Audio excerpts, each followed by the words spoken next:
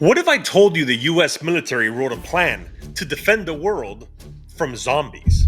And it wasn't a joke. Not because they believe in the undead, but because they needed a cover for something else. Something they couldn't admit was real. Aliens, pandemics, bioweapons, civil collapse, or maybe something even worse. They called it ConPlan 8888. And once you find out what's really in it, you'll understand why they had to disguise it as fiction.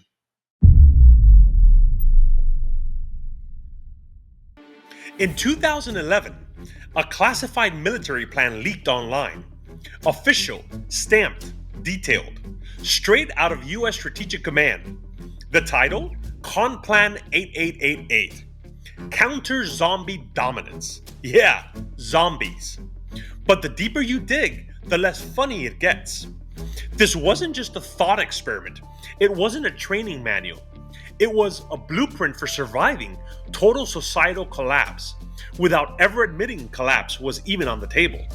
It's about bioweapons that spread like wildfire, psychological warfare designed to rot a population from the inside out, alien diseases that could rewrite your DNA before you even know you were infected, in civil wars so fast, so brutal, they'd make the fall of Rome look like a slow Tuesday. The zombie part? That was just plausible deniability, a way to talk about the end of the world without triggering mass panic. And if you think that's crazy, ask yourself one thing. Why would the Pentagon create an entire operational war plan for a fake threat? Unless they knew a real one was already coming. Stay with me, because once you see what's buried inside ConPlan 8888, you're going to wonder if we've already been living through it. Real quick, before we go any further, this channel doesn't run on ad dollars or brand deals. It runs on you. If you want to help keep the lights on and the rabbit holes open, please hit subscribe. It's free, and yeah, it makes a huge difference for the channel. All right, let's keep going.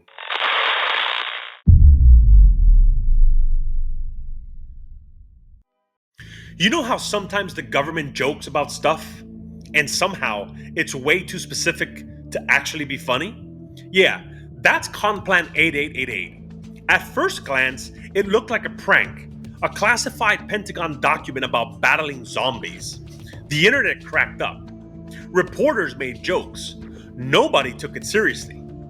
But if you actually read the thing, and I mean really sat down with it, you realize something chilling. This wasn't written by interns trying to be edgy. This came from US Strategic Command, the people responsible for nuclear missiles, doomsday communications, national survival, and tucked between the obvious jokes, undead hordes, evil magic zombies, vegetarian zombies, there's a surgical breakdown of infrastructure collapse, food chain disruptions, mass psychological destabilization, population management under extreme biohazard conditions, military lockdowns across entire regions, containment zones for infected civilians, plans for handling mutated biological threats no vaccine could stop. This wasn't about zombies. This was a dry run for the real thing, whatever the real thing actually is. Because if you strip away the cartoon nonsense, you're left with a terrifying manual. How to fight when civilization tears itself apart at the seams. When the people who literally control the end of the world stop laughing, maybe we should too.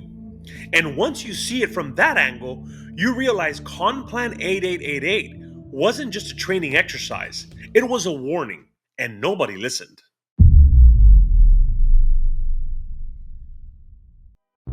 There's a reason ConPlan 8888 doesn't say just zombie.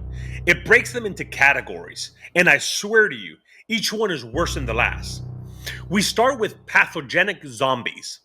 Humans infected with some kind of virus or bacteria that causes extreme aggression, loss of higher reasoning, and an overwhelming drive to attack. Sounds like your average flu season, except this one turns you into a flesh-chewing rage puppet. Then come radiation zombies. These poor souls are supposedly reanimated by exposure to extreme doses of ionizing radiation. According to the plan, they're stronger than normal humans, impervious to pain, and completely uncooperative with social norms. So basically, every high school gym teacher, but glowing. Next up, evil magic zombies. I'm not kidding. The actual document uses those words. They wrote an official military doctrine about dealing with necromantic sorcery.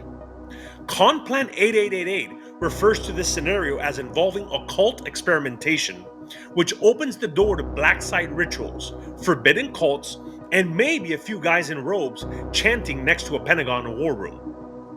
Then we have the space zombies, extraterrestrial life forms or pathogens hitching a ride on meteorites or space debris.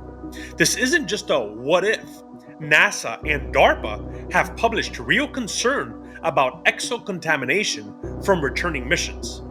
You know, just in case the Mars rover comes back with a little something extra. And of course, they included the vegetarian zombies. These are harmless.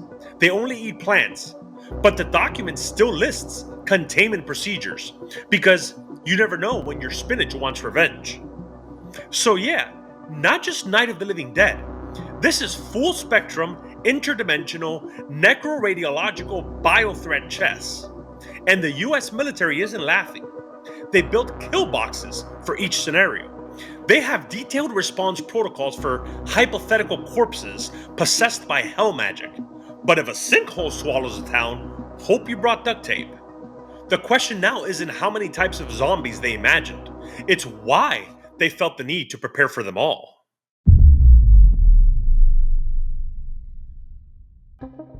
So let's just say for a second that ConPlan 8888 was in fact a joke.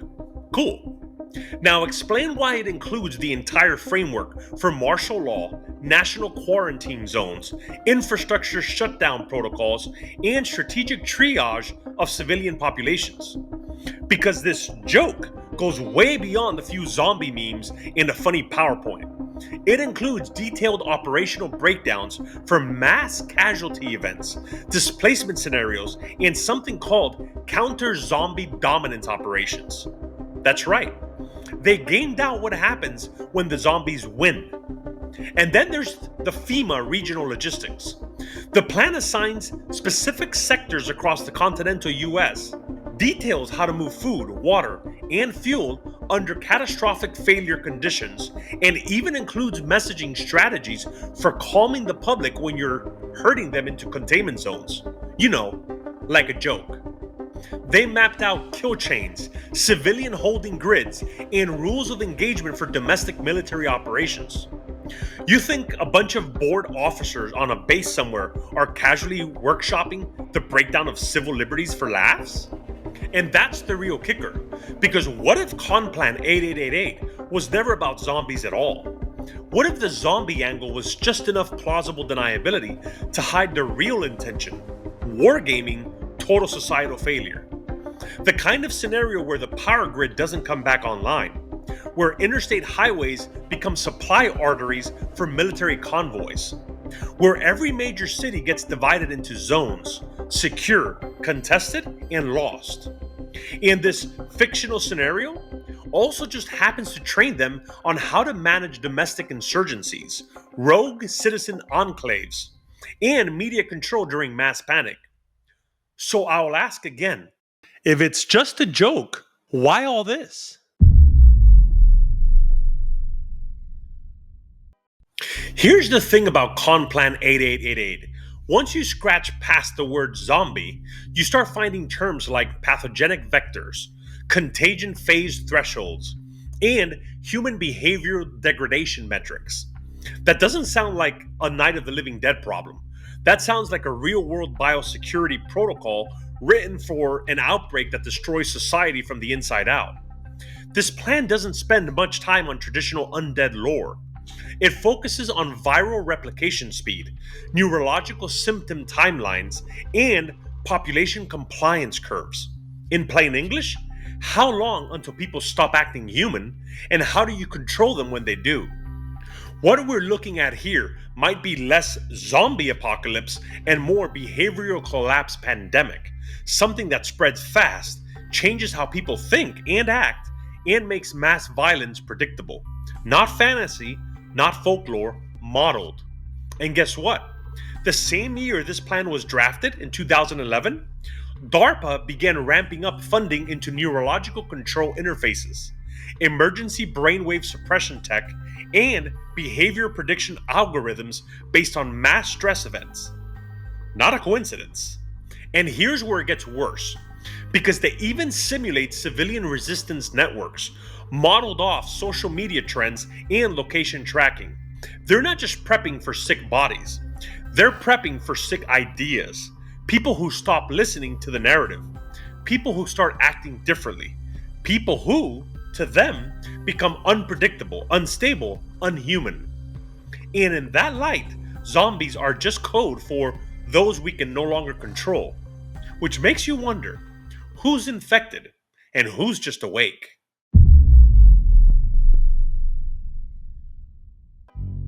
Here's a fun little side note buried in the shadows of ConPlan 8888.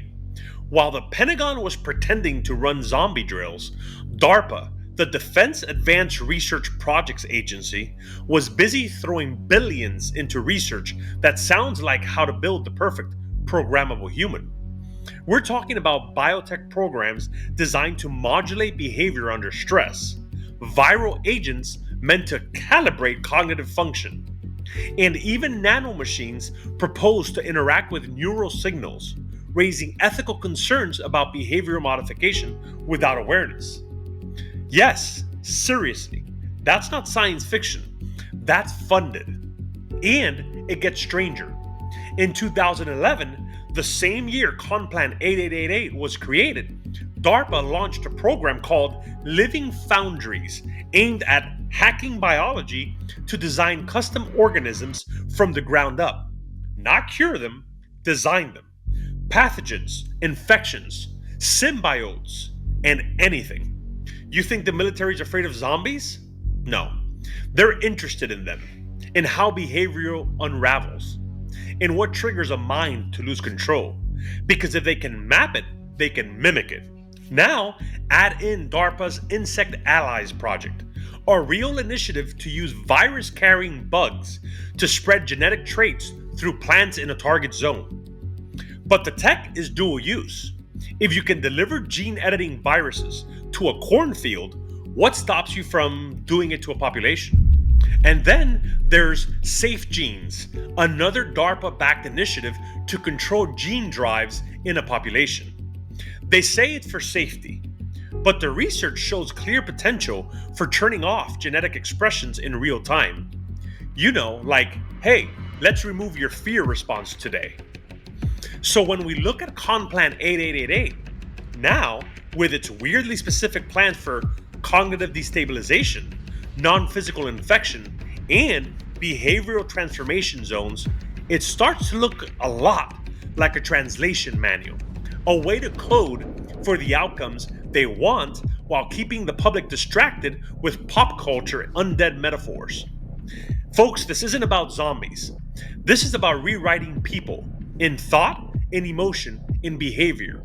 And if DARPA has their way, you won't even know what happened.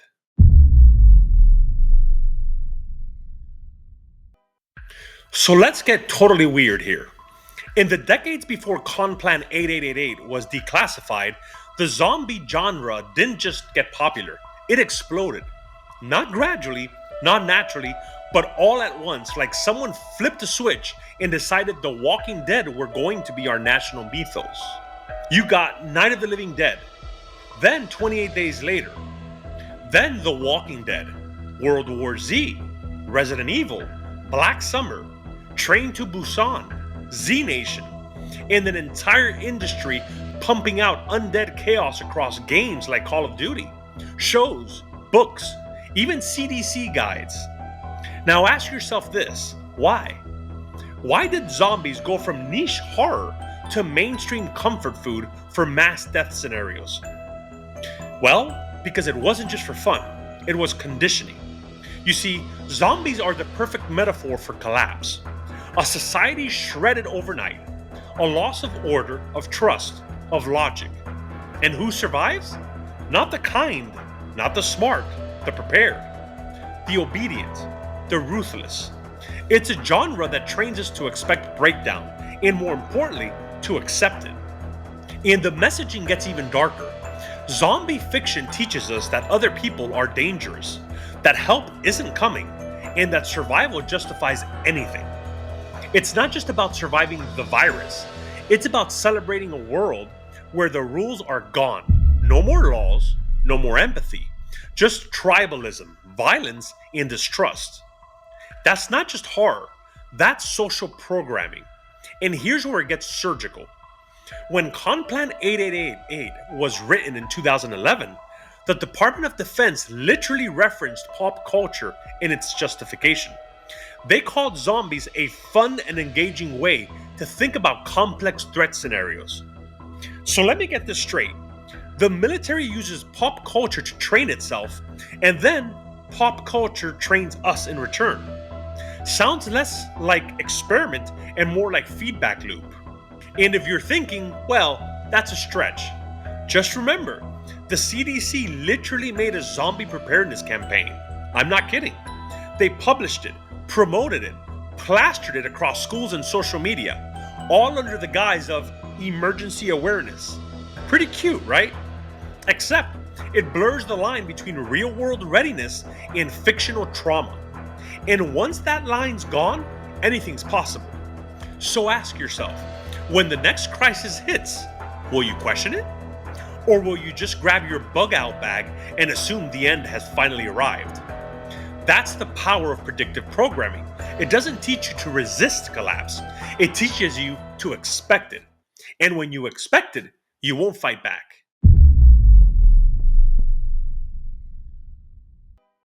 So here's what nobody talks about. ConPlan 8888 was written in 2011. And around that exact time, the United States quietly modified its interpretation of bioweapons treaties. Not rewritten, not repealed, just reinterpreted, enough to shift the focus away from what could be built and more toward what could be used defensively. That's how you build a legal backdoor. You see, bioweapons are supposed to be banned, full stop. But if you frame your research as threat assessment or countermeasures, suddenly it's not a weapon, it's a response plan. And what do you need to justify that response? Well, something like a zombie outbreak. Then, just months after ConPlan 8888 was leaked, the CDC dropped their own zombie preparedness campaign. Posters, lesson plans, merch, even school kits. They called it educational. But think about the psychology of that. The CDC, an actual public health authority, took the most absurd horror scenario and turned it into a classroom strategy. They bypassed skepticism. They made the unthinkable feel like a game. And the wildest part? The CDC deleted the campaign in 2022. No explanation, no press release, just gone. You can still find it on archive sites if you dig, but the official messaging, wiped. So why now? Why erase it? Years later, when nobody was asking questions. Because maybe that page was never meant to last. Maybe it wasn't a warning. Maybe it was a test to see how we'd all react.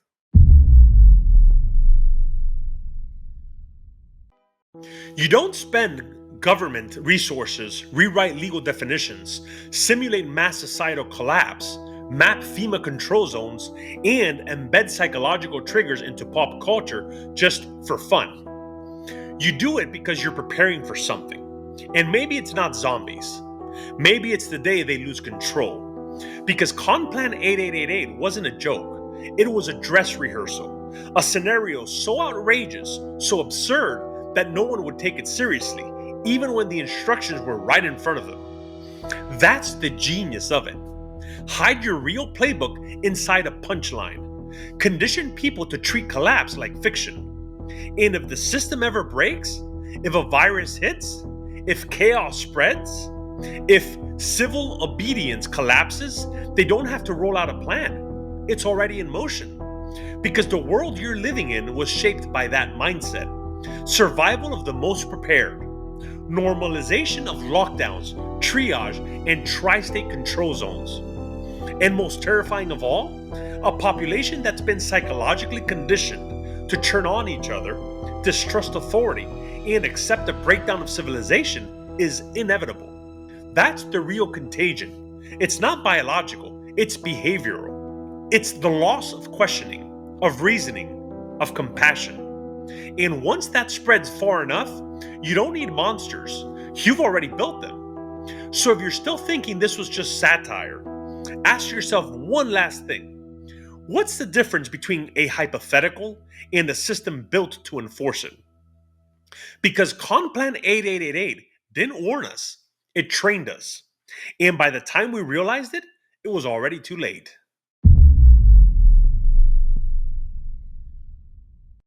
Thanks for watching.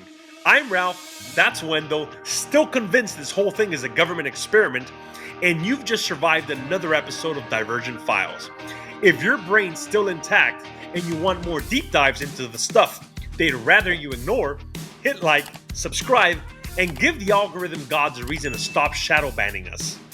We're not backed by sponsors or corporations, just you. So if you want the uncut madness, the deeper dossiers, and the stuff too radioactive for YouTube, head over to patreon.com/divergentfiles. And it keeps us alive, literally. And yeah, we've gone audio too. Divergent Files Project Podcast is live wherever you listen. The gloves come off over there. No filters, no platform pressure. Just pure uncensored chaos. Now, before you bounce, drop a comment. Let us know what theories this cracked open for you, what we missed, what you saw. This channel's not built on certainty, it's built on your questions. The world is stranger than they let on. The story's even darker. Thanks for sticking around. Thanks for thinking bigger. And remember, they don't train for what they aren't planning to use. Until next time, stay sharp, stay skeptical, and yeah, you are truly appreciated.